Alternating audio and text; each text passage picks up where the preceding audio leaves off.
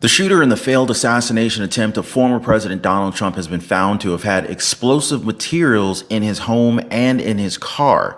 So this opens up the huge possibility that he had much bigger plans in store for the former president, although this hasn't been confirmed just yet. Now, we also normally do not hear very much from Melania Trump, but today is an exception. The former First Lady, Melania Trump, has released a statement talking about what happened last night. Vaughn, what can you tell us about that? Yeah, this is notable. Melania Trump will be here at the Republican National Convention in Milwaukee. She was not at that campaign rally yesterday. It is not clear exactly where her whereabouts are right now. And what Melania Trump shares with us today is nothing short of amazing, guys. Now, we'll be sure to cover that in just a little bit. But as far as we know, the shooter's car was parked near the rally and the explosives were found inside. Sources have yet to tell us what kind of explosives that were found, but it's kind of alarming to see that this could have gone a lot worse than it did. In fact, I mean, possibly hundreds of people could have been affected by this. Speaking of which, a life was lost during this day. And we now have the identity of this fallen hero who died protecting his family. His name was Comperatore, and he was a Donald Trump supporter and called by Governor Josh Shapiro as a hero. The 50-year-old Comperatore, and I apologize if I'm ruining his last name, he was a firefighter who had served as the Buffalo Township Volunteer Firefighter Chief for a few years. And he was hailed as a great leader, a great family man, and a very good friend by those who he has left behind in service. And this is the doctor, and this is the physician that tried to save Corey Comperatore's life here. Just really, really awful situation here, guys. And I know that this is a somber way to kind of start this video, but this guy deserves to be recognized as the father and husband that he is. So here's a picture of Corey Comperatore here with his beautiful daughters here. This is horrible here. Pray for the daughters of Corey Comperatore. It is so hard to lose your dad at this age. And I'm pretty sure former President Donald Trump has already reached out to the family because we know him to be this way. And that's typically how Donald Trump is with his supporters. So, but to date, the GoFundMe for Comperatore's family has now raised over $3 million. Now, we're pretty sure to hear more about him from the former president during his RNC speech, which I believe is a little bit later on today. But real quick, guys, let me introduce you to the sponsor of today's video. $35 trillion national debt crisis. Your retirement is at risk. Thanks to President Joe Biden, our debt is through the roof. Inflation, skyrocketing. Your retirement savings, vulnerable. But here's a bright idea.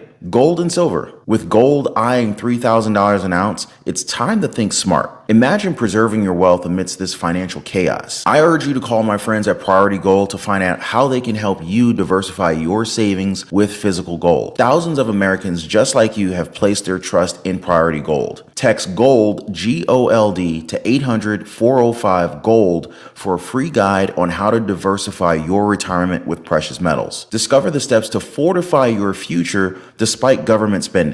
And guess what? You could qualify for up to $5,000 in free silver. Text GOLD to 800-405-GOLD. Do it now because later might be too late. Fortify your retirement today. But let's get back to the shooter and what he may have actually had prepared in terms of explosives. And make sure to stay until the end because I have a statement from former First Lady Melania Trump that you guys do not want to miss. We do continue to follow this tragic situation as relates to former President Donald Trump and that attempted assassination. You're taking a live look at this hour, 11:48 on the East Coast, there in Bethel Park, Pennsylvania. This is the neighborhood of the suspected shooter in this incident. According to our content partners over at the Associated Press, a shooting at Donald Trump's rally in Butler, Pennsylvania, is being investigated as an attempted assassination of the former president and presumptive Republican nominee. Trump calling Sunday for unity and resilience as shocked leaders across the political divide react to the shooting. Now, the Secret Service, they're saying they did kill the suspected shooter who attacked from an elevated position outside of the rally venue. The FBI naming Thomas Matthew Crooks, age 20, of Bethel Park, Pennsylvania, as the suspected shooter behind this assassination attempt. State police have identified the person who was killed and 2 people who were critically injured, all adult males, but didn't release names at a news briefing early Sunday. Now, minutes after Trump had taken the stage, we're told he was pointing to a chart on border crossings when at least 5 shots rang out. Now, law enforcement officials go on to tell the Associated Press that bomb-making materials were found inside the vehicle of the man suspected in the Trump rally shooting. And you can see how at this hour, law enforcement officials are there at the suspected shooter's home there in Bethel Park, Pennsylvania. You can see they pretty much have the entire road blocked off. You can see law enforcement vehicles right here close to the camera and there in the distance. We're also told there were also bomb-making materials found at his home. Now, I believe that we're all beyond calling the shooter as the suspected shooter, as we all pretty much know that. In fact, we even have footage of him going up to the roof before even shooting at Donald Trump. You can clearly hear the people shouting at the police about this guy that's going up the roof with a rifle, and yet it took them so long for any of them to respond. Now, guys, I just have a hard time getting over this. I mean, they had plenty of time to address the threat. Now, I want you guys to take a look at the see. You can hear Donald Trump still speaking right now. These bystanders, not even police. Top of the roof. Look, there he is, right there. Right there. See him? He's laying down. See him? Yeah, he's laying down. The Secret Service didn't even identify this. You had regular bystanders who were attending the event identifying the threat. They had plenty of time to eliminate this guy or take care of this guy in some way. And if you look there, you can see him moving. He's getting into position. Unbelievable, guys. Absolutely unbelievable. But there's also the confirmation from one of his classmates that the shooter, Crooks, was severely bullied in school. So this 20-year-old who graduated from Bethel Park in 2022 was described as a loner by former classmate Jason Kohler. Kohler said that it's possible that Crooks was made fun of due to the way he dressed. It said that he was fond of wearing hunting outfits to class. He was also said to have donated $15 to the liberal Act Blue Political Action Committee on President Joe Biden's inauguration day back in 2021. Surprisingly, though, after turning 18, he, for whatever reason, registered with the Republican Party, according to online state records. Now, it's also been revealed that Crooks was not allowed on the school's rifle team. He was dubbed as a bad shooter, as confirmed by Frederick Mach, a current captain of the team who's a few years younger than him. Now, the gun that he used was believed to have been purchased by his father at least 6 months ago. Now, federal agents are still trying to figure out when and how Crooks got a hold of this gun, so we should expect investigations to kind of go on for a little bit further. But right now, the FBI is encouraging anyone with any information to step forward and get in contact with them to provide better context as to what exactly happened. This includes the submission of photos or videos of the event to the FBI, which now brings me to how former First Lady Melania Trump is reacting to all of this, because we know that she almost lost her husband to the assassination attempt. Melania Trump will be here at the Republican National Convention in Milwaukee. She was not at that campaign rally yesterday. It is not clear exactly where her whereabouts are right now, but I wanted to let you look at part of her 2-page statement in which she writes in part, quote, "When I watched that violent bullet strike my husband, Donald, I realized my life and Barron's life were on the brink of devastating change. I'm grateful to the brave Secret Service agents and law enforcement officials who risked their own lives to protect my husband. To the families of the innocent victims who are now suffering from this heinous act, I humbly offer my sincerest sympathy. You need to summon your inner strength for such a terrible reason saddens me." She goes on to say, each of us, we all want a world where respect is paramount, family is first, and love transcends. We can realize this world again. Each of us must demand to get it back. We must insist that respect fills the cornerstone of our relationships. Again, I'm thinking of you, my fellow Americans. Again, we anticipate Melania Trump attending the Republican National Convention. She does not have a speaking slot at this time. She has yet to appear on the campaign trail with her husband, except when they voted in the Republican primary earlier this year. But this, of course, for her and her family, she referenced her son, Barron, who just graduated high school earlier this year. This was, of course, a tragic event and one that nearly took the life of her husband. She also offered her sympathy to the families of the innocent victims affected by this tragedy. And much like Donald Trump, She's also calling for the country to unite whichever side of the aisle you happen to be on. She wrote that we shouldn't forget that differing opinions, policy, and political games, they're inferior to love. Our personal, structural, and life commitment until death is at serious risk. Political concepts are simple when compared to us human beings. What do you guys think? It looks like Corey had just celebrated his 50th birthday in this post. I mean, just a really somber moment. And if you guys don't mind, I just want to read this to you guys from Allison Comperatore. It says, yesterday, time stopped. And when it started again, my family and I started living a real-time nightmare. That was supposed to be an exciting day that we had all looked forward to, especially my dad. Turned into the most traumatizing experiences someone could imagine. I know the media will cover this event, and I'm going to try my best to stay away from looking at everything, especially because I've already seen and lived through it in real time. But I want everyone to know that the media will not cover and will not say about him. He was the best dad a girl could ever ask for. My sister and I never needed for anything. You call, he would answer. He would do whatever it is you needed. And if he didn't know how, he would figure it out. He could talk and make friends with anyone, which he was doing all day yesterday and loved every minute of it. He was a man of God, loved Jesus fiercely, and also looked after our church and our members as family. The media will not tell you that he died a real life hero. They are not going to tell you how quickly he threw my mom and I to the ground. They're not going to tell you that he shielded my body from the bullet that came at us. He loved his family. He truly loved us enough to take a real bullet for us. And I want nothing more than to cry on him and tell him thank you. I want nothing more than to wake up and for this to not be a reality for me and my family.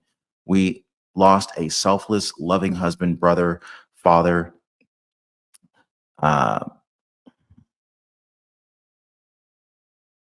Oh, here it is. I was having a hard time figuring out where it continued. And I will never stop thinking about him and mourning over him until the day I die too. July 13th will forever be a day that changed my life. I will never be the same person I was less than 24 hours ago. There are a lot of children out there that say that their dad is the hero, that their dad is their hero, but my dad really is mine. I don't think that I would be here today without him. Dad, I love you so much. That there aren't enough words to express how deep that love goes. I know you'll give heaven some hell.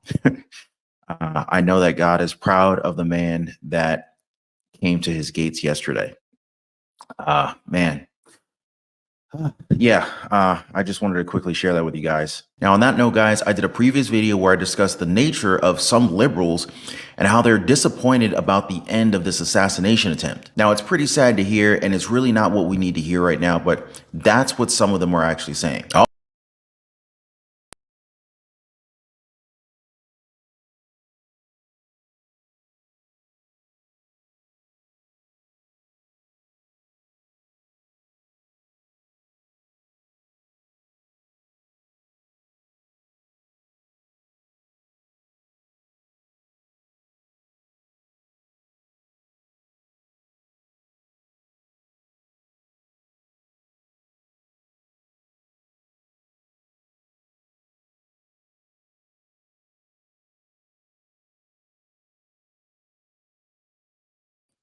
Oh man, thank you so much, guys.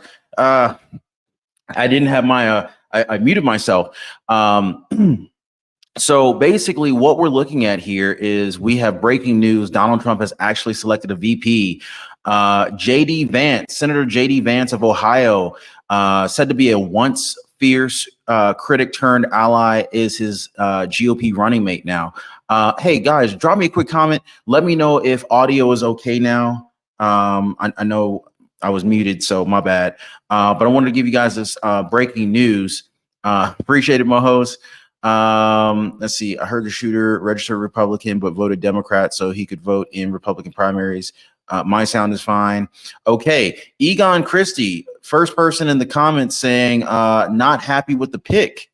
So what do you guys think? What do you guys think about Senator JD Vance? I know a lot of people were looking at a lot of the other candidates, like, why didn't you pick, Senator Byron Scott? Why didn't he pick, what was it? Not Byron Scott, Byron Donalds. Why not Tim Scott? Why not, there are a lot of other potential Trump VP candidates. What made him go with Senator J.D. Vance over the others, right? I really want to hear from you guys. I want to hear from you guys. Marco Rubio was another option. That would have been a big shoe-in to kind of help reach the, Hispanic, Latino community. But, I don't really feel like there were any real bad choices. There are definitely no horrible choices. I think it's probably going to come down to preference. Let's see. Somebody says Tim Scott.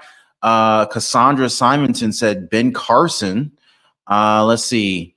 We got Cynthia Woods, not all that happy about Vance.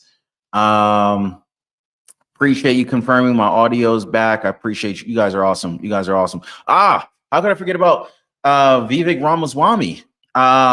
He was a good contender. He very, very well spoken. Probably one of the quicker, more articulate out of all of them, in my opinion. But let's see. Melissa Fountain says also Vance is pro working class people. How many of you guys believe? I'm glad you brought that up, Melissa. How many of you guys believe that Donald Trump's policies only benefit the rich when it comes to taxes? Because I'm hearing a lot of media sources talking about how basically Donald Trump's policies only favor the rich, and I don't know if I've really seen anything to confirm that to be accurate. I feel like that's another media lie, but y'all let me know in the comments. I honestly can't say that I've compared my taxes because if you don't make the same income every year, then it's kind of hard to say apples to apples, because then your tax bracket may change. Now, if you made the same amount for like the last 12, 15, if you made the same amount for the last 12 years, then you can easily see if you were better off or not. But if your income changes like every single year, then you kind of almost have to get a calculator out and say, hey, am I better off or am I worse off? Because, if your income goes up or it goes down, then again, you have to do the math and see where you're better off. So I want to ask you guys, since we're live real time, are you better off? Were you better off financially with Donald Trump as president than you have been as Joe Biden being president? So that's really what the bottom line is. And do you think that the tax system was more beneficial to you and your family under Donald Trump, or was the tax system more beneficial to you under Biden's presidency? And it's not about whether you like Donald Trump or not, or whether you like Biden or not. It's about just mathematically, were you better off? Jacob Bartlett, appreciate you, brother, for the big 2. Let's see. We got, because he believes J.D. Vance has the closest values to his and believes Danny Vance has been loyal to him. And, given Donald Trump's current situation, I mean, his life is at risk at a greater magnitude than we've ever seen any other presidential candidate in my lifetime, at least. I mean, this is on the level of John F. Kennedy, guys. And speaking of Kennedys, this is why a lot of people are really upset and mad at Joe Biden for not providing Secret Service support to Robert F. Kennedy Jr. And, the argument, the theory is that Biden continues to reject Secret Service support to Robert F. Kennedy Jr. because he wants to essentially wipe out or drain RFK Jr.'s budget so that it's basically tied up in spending his own money on Secret Service level protection for him and his family. That way he would have fewer dollars available to campaign against Joe Biden. So if that turns out to be true, that's pretty dirty. You're putting somebody's life at risk because you're just trying to, garner a few extra votes. Definitely not going to help Joe Biden at this point, in my opinion. In fact, that's probably also going to be, another thing that hurt him. Let's see. Melissa Fallon said, I wanted Ben Carson. I wanted Ben Carson, but also maybe Dr. Carson didn't want it. Yeah, it's true. Maybe. Alice Lewis says, I trust Donald Trump's picks. That's what's up. Debbie Riddle doesn't like him. Okay. Jonas Ferguson, I was hoping for Vivek Ramaswamy, but I believe he has a good reason for choosing JD Vance. I have a much better feeling about Vance than I ever did. All right. Okay. Let's see. Alice Lewis says Vivek liked too much and got caught. Excuse me. Vivek lied too much and got caught. My bad. Cassandra says Vance used to badmouth Trump so bad. How do you turn a blind eye to that? That's a good point. That is a good point. It's it's kind of like, is that like a preview to another Pence? I don't think he's necessarily as bad as Pence post Donald Trump's office presence, but maybe maybe just kind of like showing you, hey, what he's capable of, and maybe that's a warning that maybe it's not a good pick, but maybe he is. I don't want to judge too quickly because he's not in there yet. Nana's Crochet Corner, what's going on? Happy Monday, what's going on? Miss Deborah from SoCal. Let's see. All you have to do is go back to 2019 and see how people were living as opposed to under zombie Biden. All right. Trump has made a big mistake picking JD Vance. Read about him in 2016. He's in some kind of cahoots with the FBI. Not to be trusted. Another Pence. Something in his eyes. Trump's too trusting. No. Well, I appreciate your comment, Nancy Swindle. How many of you guys agree with Nancy on that one? That's a big one. So basically, I didn't even see your comment until just now, Nancy, and I was pretty much thinking the exact same thing you were saying. Not as far as the FBI, not as far as JD Vance being in cahoots with the FBI, but me kind of thinking that, maybe he is possibly like another Mike Pence. Anyway, media sources, they're going to say Trump is only in it for the wealthy people. That's a Democratic line, talking point straight from the Beijing Biden. Oh man, I think you're right on that one personally. Oh man, okay. How everybody in here, if you think groceries were cheaper under Donald Trump, just type a Y in the comments because I don't think anybody's going to argue that one. JD Vance is a strong Second Amendment supporter. Okay. I'm waiting. Speaking about the Second Amendment supporter, I'm really waiting. And I don't know if it's too early, but see, I was going to say, I feel like, with this assassination attempt on Donald Trump just the other day, just 2 days ago, I can't believe 48 hours has already passed. It's just craziness, right? But I'm waiting for the liberal media. I'm waiting for the left-wing media. I'm waiting for CNN, for MSNBC, CBS News, NBC. I'm waiting for all these news outlets to jump out here and start touting gun control and taking away your Second Amendment rights. I'm waiting for. Has anybody seen any rhetoric like that yet? Because that's usually what happens. Another thing I was thinking about today, I had to pick up a couple of things from the grocery store. We're out of milk and eggs and tissues. I had I don't know. I woke up with I'm not sick. I refuse to admit that I'm sick. I'm not sick. I think I have a sinus, not a sinus infection. I think I have allergies or something. I don't know what I'm allergic to because it's like after pollen season and whatnot. But anyway, I had to get some tissues. But I'm in the grocery store and I'm thinking to myself, wow, it never fails. It seems like every election year, right? It gets stupid. It gets crazy, right? Now, you guys tell me, has 2024 been wilder than 2020? I mean, bullets are flying this time at presidential candidates, guys. Donald Trump is, in court constantly with, getting sued for $450 million up in New York City with Letitia James and Judge Arthur Engeron. Then he comes to Georgia, basically, his freedom's at risk, possibly facing jail time with DA Fannie Willis with the Georgia election interference case. Then back to New York, possibly facing jail time with the Stormy Daniels hush money trial with who does the judge over that one? Judge Juan Merchan and DA Alvin Bragg.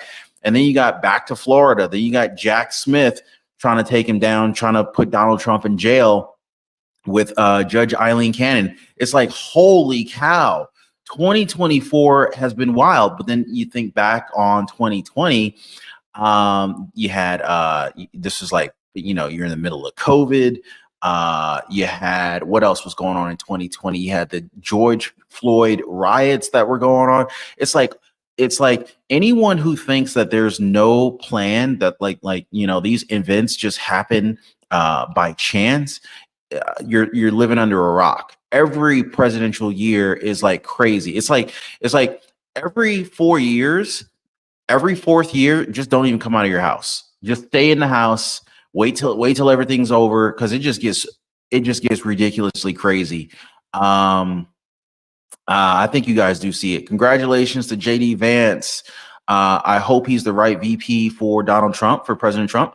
I had thought that he was going to pick another instead of Vance. We'll see. Yes, we were financially better off with Trump. All right. Appreciate your comment. Sharon.